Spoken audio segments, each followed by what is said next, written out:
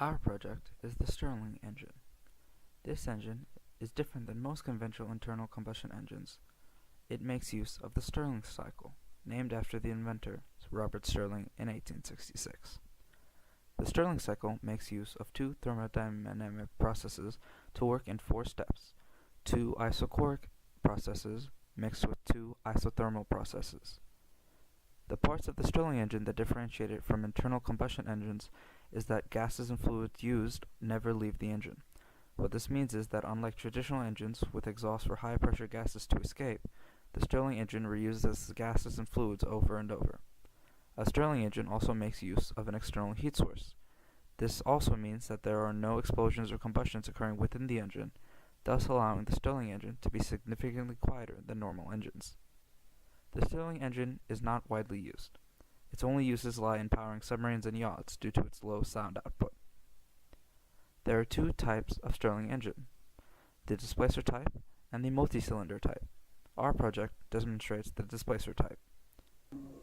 This is our attempt at a displacer-style Stirling engine, also known as a beta Stirling engine. So our main components were made out of cardboard, copper wires, a balloon, steel wool, and some tape. So the way it works is we light the candle on fire, which causes the air inside of this can to heat up, causing it to expand and contract repeatedly, which moves the diaphragm up and down. And inside of the can there is steel wool, which this wire is run through, and the heat causes it to move the crankshaft, which causes the flywheel to turn, and eventually it turns by itself until the candle runs out.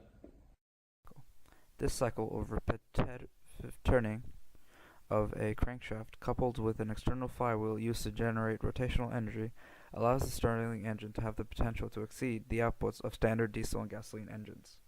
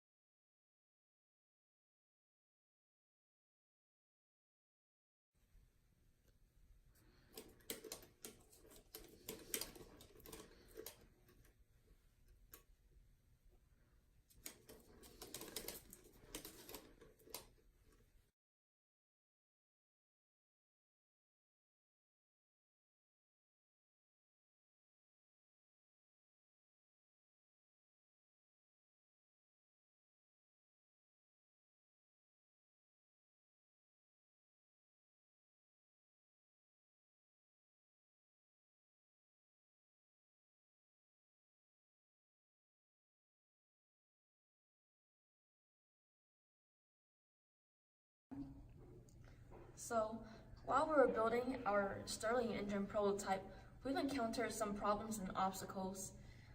So first of all, we were going to attach some plastic spoons between the crankshaft and the diaphragm. But however, they were too short, as you can see. So we decided to use some copper wires instead. And the second problem that we encountered was that the weight of this flyer is too heavy, so we had to balance it out by bending these the other way. And then the third problem, which actually occurred in the beginning of building this project, was that the balloon was 12 inches, and that turned out to be too small, so we had to purchase 17-inch balloons, and even that barely fit over the can.